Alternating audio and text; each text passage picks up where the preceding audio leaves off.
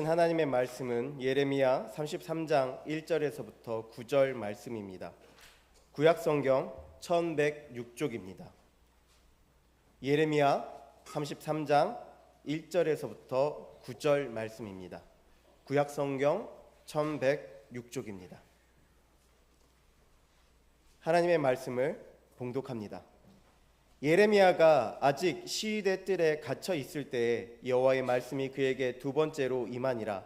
이르시되 이를 행하시는 여호와, 그것을 만들며 성취하시는 여호와, 그의 이름을 여호와라 하는 이가 이와 같이 이르시도다. 너는 내게 부르짖으라. 내가 내게 응답하겠고 내가 알지 못하는 크고 은밀한 일을 내게 보이리라. 이스라엘 하나님 여호와께서 말씀하시니라. 무리가 이 성읍의 가옥과 유다 왕궁을 헐어서 갈대아인의 참호와 칼을 대항하여 싸우려 하였으나 내가 나의 노여움과 분함으로 그들을 죽이고 그들의 시체로 이 성을 채우게 하였나니 이는 그들의 모든 악행으로 말미암아 나의 얼굴을 가리어 이 성을 돌아보지 아니하였음이라. 그러나 보라, 내가 이 성읍을 치료하며 고쳐 낫게 하고 평안과 진실이 풍성함을 그들에게 나타낼 것이며 내가 유다의 포로와 이스라엘의 포로를 돌아오게 하여 그들을 처음과 같이 세울 것이며 내가 그들을 내게 범한 그 모든 죄악에서 정하게 하며 그들이 내게 범하며 행한 모든 죄악을 사할 것이라. 이 성읍이 세계 열방 앞에서 나의 기쁜 이름이 될 것이며 찬송과 영광이 될 것이요 그들은 내가 이 백성에게 베푼 모든 복을 들을 것이요 내가 이 성읍에 베푼 모든 복과 모든 평안으로 말미암아 두려워하며 떨리라. 기도하겠습니다. 좋으신 하나님, 거룩한 성일 허락해 주시고 주께 예배하며 말씀 듣게 하시니 감사합니다. 오늘 말씀을 통하여 우리가 다시금 삶을 돌아보며 신앙을 새롭게 결단하기 원합니다. 하나님을 더 알아가며 여호와를 경외하며 말씀에 순종하여 대대로 복을 받는 저희들이 다 되도록 도와주시옵소서. 오늘 또 수고한 찬양대원들 앙상블 주께서 기억하시고 한결같은 마음으로 충성하여 하늘의 복을 받게 주옵시며 또 오늘 참여한 모든 주의 백성들에게 성령께서 임재하시고 만져주심으로 놀라운 은총의 시간 되도록 도와주시옵소서. 주님께 의지하오며 예수님 이름으로 기도하옵나이다. 아멘. 할렐루야. 여러분 가정에 회복과 치유와 은혜가 넘치는 가정 되길 바랍니다. 느헤미야서를 보면은요, 페르시아의 아닥사스다 왕의 술 맡은 관원으로 일하는 느헤미야의 이야기가 나옵니다. 이 느헤미야는 술 맡은 관원으로 있지만은 늘 자신의 고국 유다 예루살렘에 마음이 가 있는 사람입니다. 한 번은 인편을 통해서 예루살렘이 궁금해서 물어봤더니 남아있는 사람들이 큰 환난을 당하고 능욕을 받으며 예루살렘 성은 허물어졌고 성문도 다 불타 없어지고 그리고 사람들이 다 뿔뿔이 흩어져서 너무도 황폐하다라는 소리를 들은 겁니다. 그 소리를 들은 이 느헤미야는 수일 동안 밥을 먹지 않고 슬퍼하면서 하나님 앞에 금식기도 합니다. 그 금식기도 내용이 느헤미야 1장 5절부터인데 그 느헤미야가 하나님 앞에 먼저 긍휼을 베풀어 달라. 내가 금식하여 하나님께 기도하오니 우리 조상들의 모든 죄를 용서해 주시고 뿔뿔이 흩어져 바벨론의 포로로 와 있는데 다시금 돌려보내 주셔서 예루살렘이 회복되게 달라고 그렇게 기도를 합니다. 그렇게 금식 기도를 하다 보니까 왕이 느헤미야의 얼굴을 보면서 너무도 초췌한 모습에 놀라서 물어봤습니다. 어찌 얼굴에 수심이 가득하냐? 라고 물으니까 느헤미야가 사실을 이야기해서 이렇게 해서 너무 가슴 아파서 하나님 앞에 금식기도 하고 있습니다 라고 하니까 그 아닥사스다 왕이 감동이 되어서 이 느헤미야로 하여금 책임자로 삼아서 예루살렘 성벽을 건축하는 데 도와주는 겁니다. 술 맡은 관은 그만두고 내가 너를 예루살렘의 지역의 총독으로 삼아줄 테니까 군사를 이끌고 가서 성벽을 건축하라. 그 다음 왕궁의 목재를 담당하는 총독 게셈에게 연락해서 모든 필요한 목재를 다 제공하도록 조서를 내어줍니다. 그래서 느헤미야가 예루살렘에 돌아와서 성벽 건축을 하려고 하니까 방해하는 세력들이 사마리아 총독인 호론 사람 산발랏을 중심으로 해서 조직적으로 계속 지속적으로 느헤미야의 성벽 건축을 방해하기 시작합니다. 거기다가 암몬 사람 도비야, 아라비아 사람 게셈과 아스돗 사람들이 다 연합해서 이 느헤미야의 성벽 건축을 방해를 하는데 다양한 방법으로 방해합니다. 군사를 동원해서 그 주변 마을을 침략해서 뺏고 그러면서 성벽 건축하면은 이 마을이 망할 것이다. 그리고 조세를 더 무겁게 매겼어. 성벽 건축하면은 더 강하게 많이 조세를 거둘 것이다. 그렇게 압력을 가하니 같은 동족끼리도 느헤미야에게 제발 성벽 건축하지 말라고 압력을 넣기 시작합니다. 유대 귀족들도 압력을 넣기 시작합니다. 그뿐 아닙니다. 산발랏은 거짓 조서를 꾸며서 페르시아 왕에게 보고를 합니다. 느헤미야가 예루살렘 성벽을 건축하고 군사력을 만들어서 페르시아에 대항하려고 꾸미고 있다라고. 하지만 아닥사스다 왕은 느헤미야를 알죠. 자기 술 맡은 관원으로 일했는데 한 나라의 왕이 마시는 술을 책임지는 신하면은 아무나 못하는 거죠. 그 술에다가 독을 탈 수도 있기 때문에 믿을 만한 사람에게 맡겨야 합니다. 그 느헤미야는 정말 왕에게 신임을 얻은 사람이죠. 그러니 왕은 믿지를 않습니다마는 그래도 먹혀지지 않으니까 이 산발랏은 심지어 군사를 이끌고 공산대까지 찾아와서 무기로 위협을 합니다. 밤에 와서 무너뜨립니다. 그러니 느헤미야는 안팎으로 그리고 심적으로 여러 가지로 방해가 많고 힘이 드는 거죠.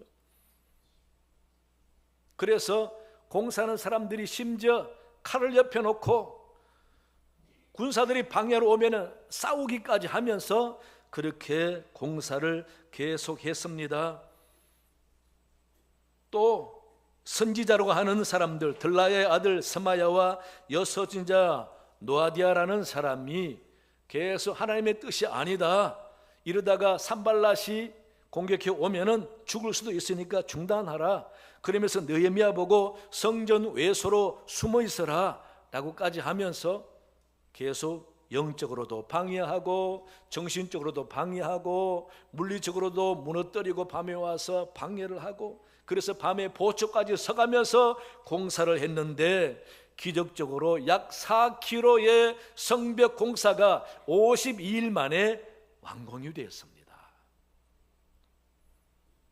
여러분, 4km 정도 되는 공사를 돌을 쌓아서 깎고 다듬고 해서 침략 못하도록 높이 성벽을 쌓는 일이 쉬운 일이 아니잖아요.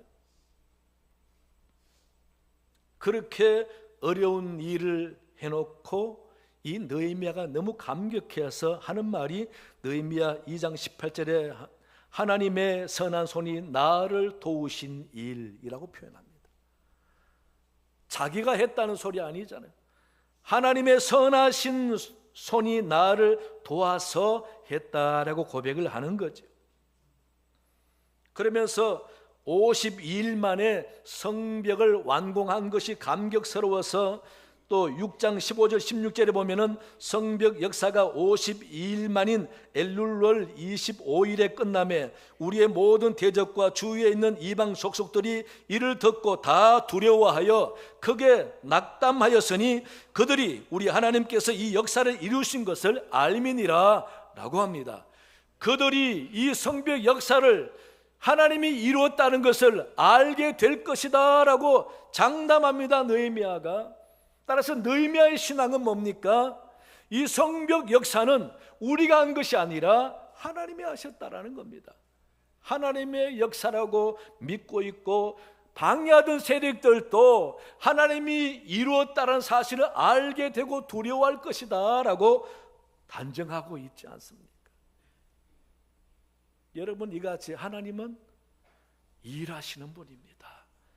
지금도 하나님은 역사하시는 분이라는 겁니다. 오늘 본문 2절에서도 일을 행하시는 여호와, 그것을 만들어 성취하시는 여호와, 그 이름을 여호와라 하느니가 이와 같이 이르시다라고 말씀하고 기도하고 있습니다. 이같이 하나님은 지금도 살아계셔서 우리 위해서, 이 땅을 위해서 일하고 계신다라는 겁니다. 얼마나 다양하며 세밀하며 개인에게까지, 한 나라를 위해서도 하나님은 일하고 계신다라는 겁니다. 그럼 하나님이 하시는 일들이 어떤 것인가? 많지만은 오늘 세 가지만 들어보면은, 첫째는요, 하나님은 공의로 심판하십니다. 본문 5절에 내가 나의 노여움과 분함으로 그들을 죽이고 그들의 시체로 이성을 채우게 하였나니 이는 그들의 모든 악행으로 말미암아 나의 얼굴을 가리어 이성을 돌아보지 아니하였음이라 라고 기록해 놓았어요. 이성은 예루살렘 성입니다. 그들의 악행으로 인해서 이성을 하나님이 돌아보지 않아서 갈대아 사람, 바벨론 사람들이 와서 성을 공격해서 시체가 널리도록 만들었다. 하나님의 심판이라는 거죠.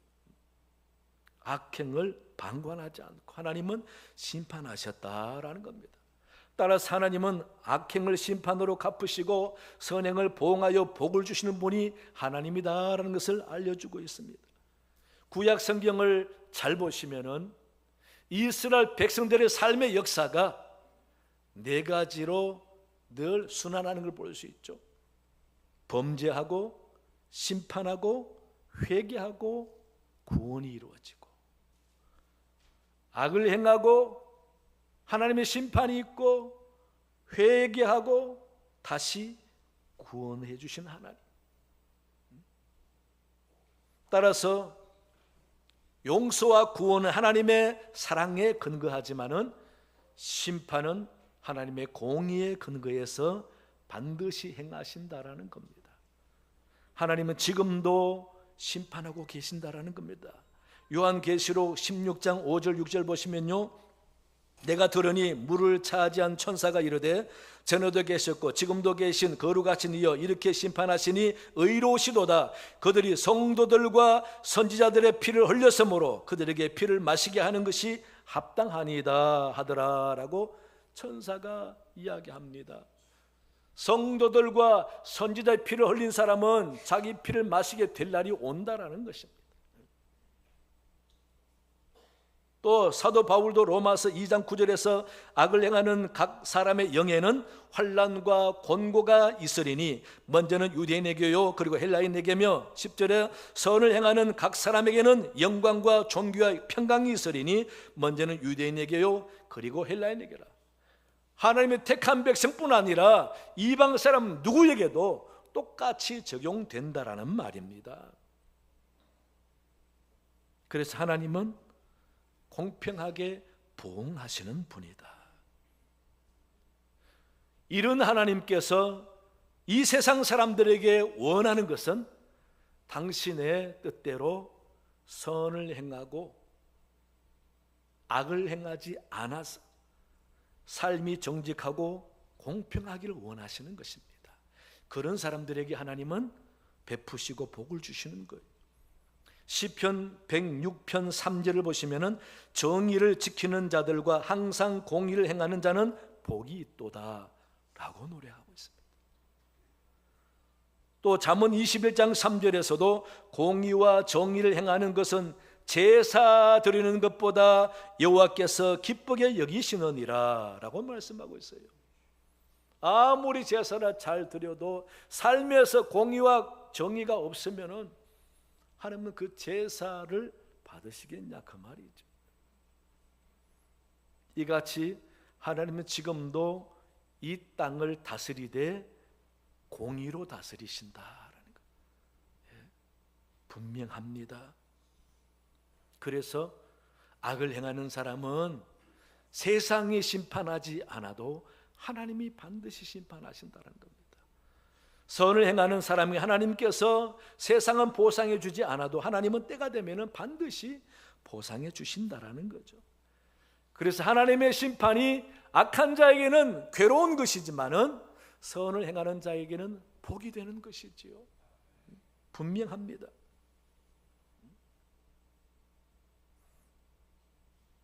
여러분, 하나님은 이같이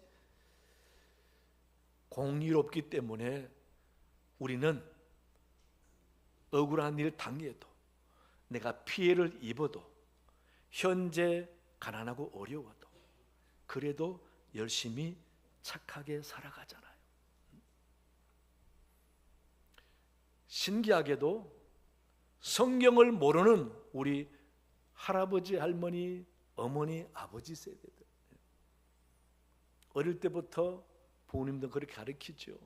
남에게 해코지 하지 마라, 나쁜 짓 하지 마라, 남에게 눈물 흘리면 언젠가 네 눈에는 피눈물 날 날이 온다. 반드시 악행은 악으로 돌아온다. 몇 배로 돌아온다. 대신 선을 행해라, 바르게 살아라. 그럼 반드시 복을 받는다. 성경을 몰라도 이건 분명히 압니다. 왜 합니까? 선조들이 그렇게 살아와서 경험해 봐서 알고, 주변의 사람들의 삶의 모습을 보아서 눈에 보이니까 자식들에게도 그렇게 교육하는 겁니다. 이같이 하나님은 이 땅을 그렇게 다스리고 계시는 거예요. 심판이 없으면은 얼마나 억울한 사람들이 많겠습니까, 여러분? 저 원수같이 사람을 괴롭히고 나쁜 짓 하면서 저 돈을 많이 모아서 떵떵거리면 잘 사는데, 저 인간은 왜 잘 살고 열심히 착하게 사는 사람은 왜 이 모양인가? 억울하잖아요. 하지만 시간이 지나 보면 압니다. 하나님이 심판할 때가 오는 거죠. 그래서 우리는 하나님을 믿기 때문에 끝까지 선의 의지를 가지고 악한 길에 서지 않는 겁니다. 하나님 편에 서서 공평하고 정직하고 의롭게 살아가는 거지. 그럴 때 하나님은 반드시 도와줄 날이 오고, 또 나를 향해서 나쁜 짓 하는 사람들, 내가 굳이 원수 갚지 않아도 하나님은 때가 되면 다 갚아주시는 거죠. 그분이 우리 하나님이십니다.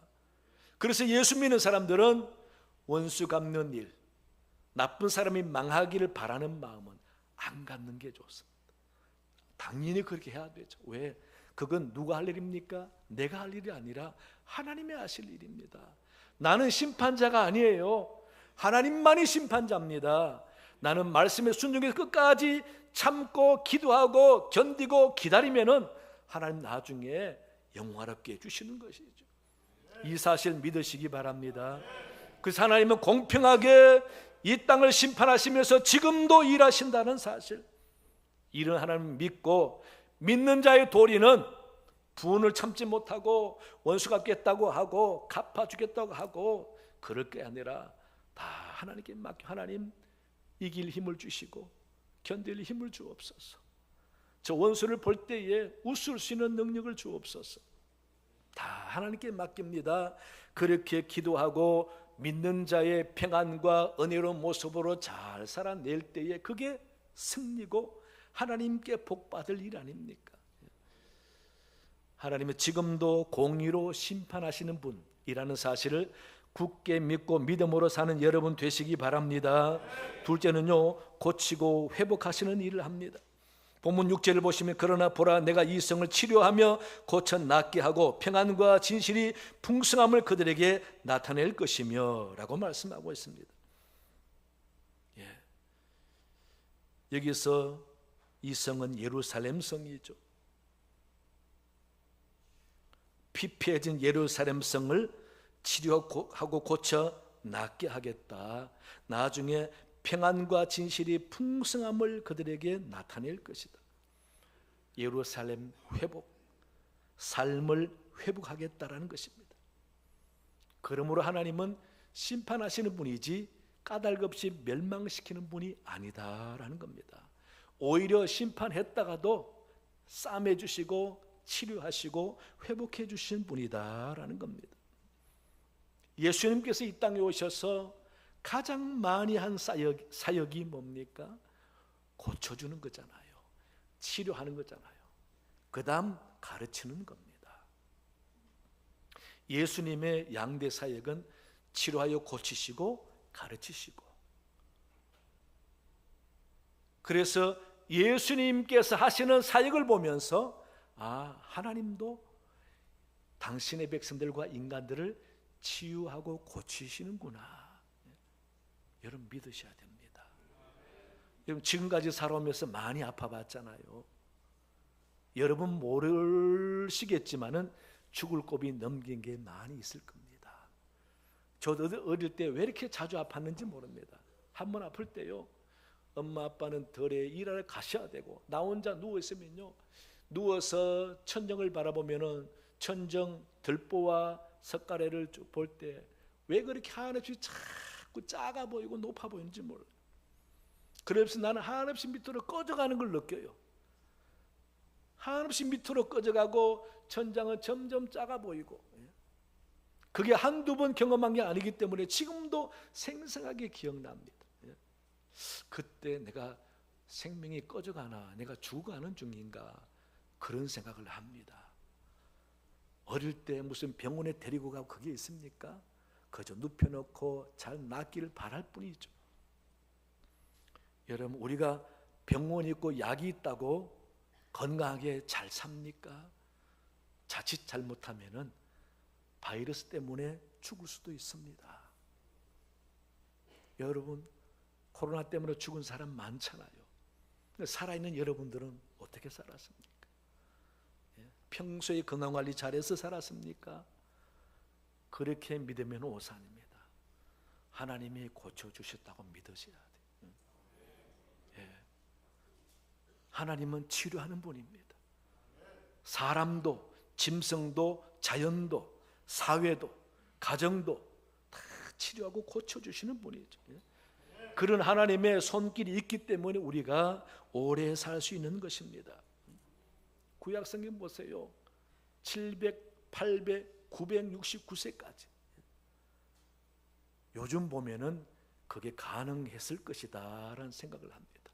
점점 기대 수명이 늘어나고 있잖아요. 제가 조선시대의 왕들을 쭉 평균 수명을 보니까 44세인가 45세 평균 수명이, 제일 많은 사람 사신 분이 62세인가. 여러분 지금은 62, 3세면은 팔팔하잖아요. 그러니 점점 늘어나요. 이제 장래가 나면은 평균적으로 88세, 9세, 90몇 세. 이제 여러분 돌아가시면 아마 100세 가까이 다. 100세 넘어서 돌아가실 분이 여기 굉장히 많이 계실 것 같아요, 여러분. 그러니 오래 살 생각하고요, 여유 있게 넉넉하게 사시기 바랍니다. 마음이 평안해야 오래 살잖아요. 너무 조급해하고 근심해하고 안타까워하고 힘들어하고 못 견디하고 이런 마음을 다 버리시고 마음의 평안함을 찾으세요. 하나님만 의지하고 다 하나님께 맡기고, 아플 때 병원만 먼저 찾지 말고 기도부터 하세요. 약국 가기 전에 기도부터 하세요. 저도 아플 때 여러분 기도해 주셔서 나았잖아요. 저는요 전적으로 믿어요. 여러분들의 기도와 우리 노예 장로님들의 기도, 우리 장로님들은 노예 장로회에다가 알려가지고요, 노예 가니까 만나는 장로마다 목사님 괜찮습니까? 어떻게 아세요? 모르세요? 우리 장로에서 다 알고 통성 기도 많이 했습니다. 이게 하나님이 우리 성도님들과 장로들의 기도 때문에 나를 빨리 고쳐주셨구나. 그렇게 믿을 수밖에 없어요. 여러분 사람만 고쳐줍니까? 가정도 고쳐주잖아요. 회복하시고 고쳐줍니다. 귀신이 많고 사고가 많고 그런 가정 하나님이 저주가 물러가고 귀신이 떠나게 해서 고쳐주시지 않습니까? 얼마나 가난했습니까? 제가 가난한 얘기하면 사람들이 안 믿어. 적어도 80, 90 넘은 사람들이 겪었던 그 경험을 제가 이야기하니까 예, 진짜 저는요 보리가 둥둥 뜨는 시래기 죽을 먹었습니다. 조밥요, 그것도 차조가 아니라 메조밥을 먹었습니다. 메조밥, 식은 메조밥은 못 먹어. 완전히 모래예요, 모래. 숟가락 제대로 안 떠져요.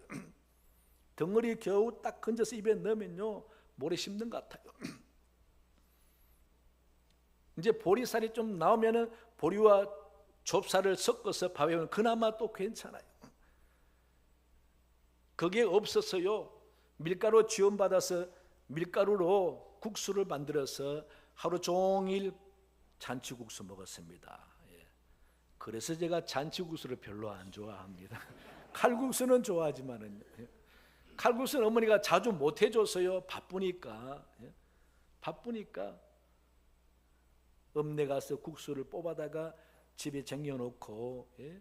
국수물만 다심해서 무쇠솥에 넣어놓으면은 삶은 국수 예, 달아놓은 걸 갖다가 한 줌씩 꺼내서 물 넣고 예, 그렇게 먹으면 되거든. 그런 얘기하면은 아니 쌀이 없어서 국수 먹었다고? 예? 그렇게 가난한 우리 집안이 지금 얼마나 풍요롭게 사는지 예? 여러분 다 아시지 않습니까? 예? 하나님 이같이 가정도 회복시켜 주시고 나라도 회복해 주시고 예? 욥 보세요. 욥이 다 하루아침에 이렇지 않습니까? 그래도 하나님을 의지하고 믿음으로 견디고 아픔을 참아내고 하나님을 배신하지 않으니 하나님이 그에게 전보다 더 풍성하게 해주시고 다 채워주시지 않습니까? 회복하신 하나님. 나오미 집안도 가뭄으로 못 살아서 모압으로 왔다가 다 죽었습니다. 가정이 멸족이 되는가 싶었는데 룻을 통해서 다시금 회복해 준 하나님. 누가복음 15장의 탕자 비유 보세요. 둘째 아들이 우겨서 자기 몫을 받아서 집을 떠나서 허랑방탕 다 잃었습니다. 요즘 말하면은 자기 재산 챙겨서 돈을 만들어서 비행기 타고 미국 가서 허랑방탕 놀다가 이제는 다 잃어버리고 올 면목이 없습니다. 하지만은 돌아왔습니다. 그 인생이 회복됩니다. 왜? 아버지가 받아줬기 때문에. 아버지가 안 받아주면은 끝나는 인생이죠. 너는 내 자식 아니다. 그렇게 내 말 안 듣고 도망가더니 꼴 좋다.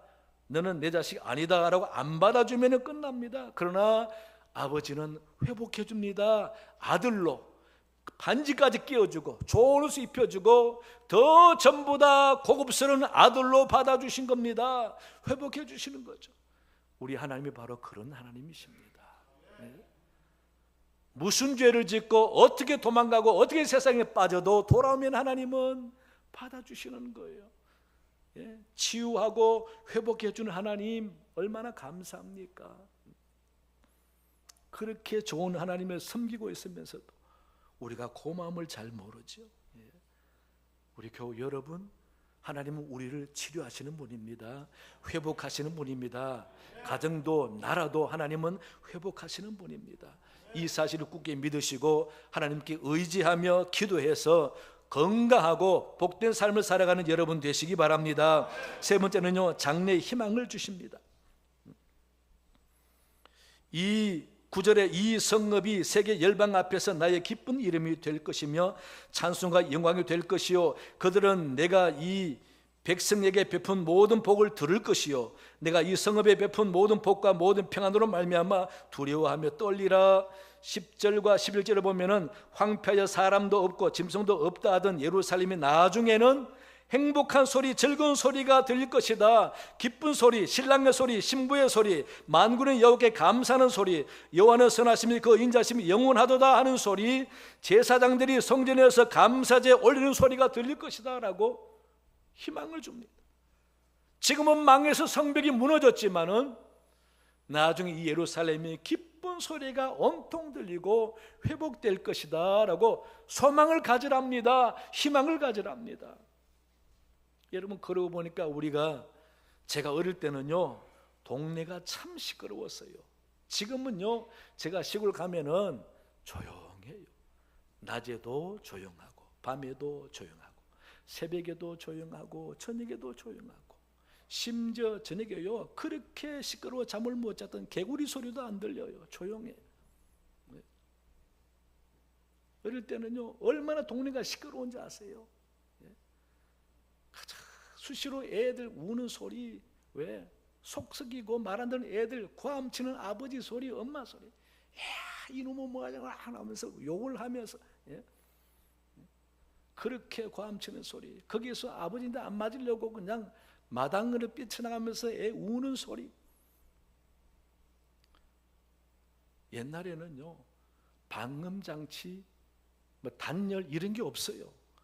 그저 문풍지 하나로 바람 막았던 시대 아닙니까?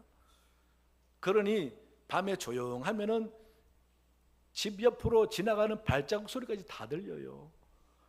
보면은 저 소리 보니까 뒷집에 아줌마가 어디 가는 소리네, 저 아저씨 발자국 소리네, 다 들립니다. 그만큼 동네가 시끄러웠어요. 근데 그게 사람 사는 소리잖아요. 그뿐입니까? 새벽만 되면 잠 못 자게 닭들이 왜 집집마다 울어제끼는지 몰라요. 또 수시로 개들이 울고 짖고, 한밤중에 무슨 일이 생겼는지 막 한 집에 제가 짖으면 여기 옆집 개가 또 짖고 또 옆집 또 짖고, 그냥 한동안 개들이 그냥 동네를 시끄럽게 만들고. 그런데 지금은 조용합니다. 나쁜 말로 절간 같아요. 그건 뭡니까? 소망이 없다 소리입니다. 시끄러워야 소망이 있는 거죠. 희망이 있는 거죠. 저도 간절히 기도하고 있습니다. 여러분도 기도하세요. 우리 교회도 마당에 주일마다 시끄러운 애들이 왔다 갔다 하도록. 울어도 좋아요.